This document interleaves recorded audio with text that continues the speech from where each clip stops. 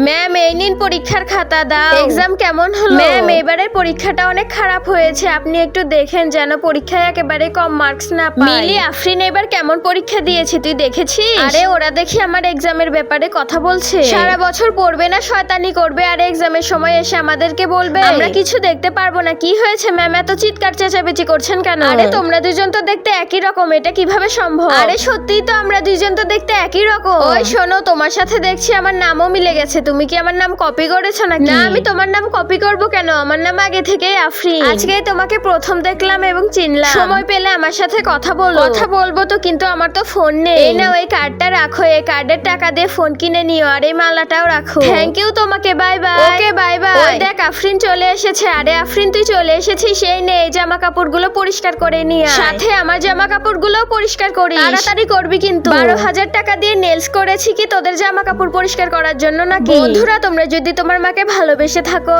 আর এই ছবিটিকে সুন্দর মনে করে থাকো তাহলে ভিডিওতে একটি লাইক করে চ্যানেলটি সাবস্ক্রাইব করে দাও।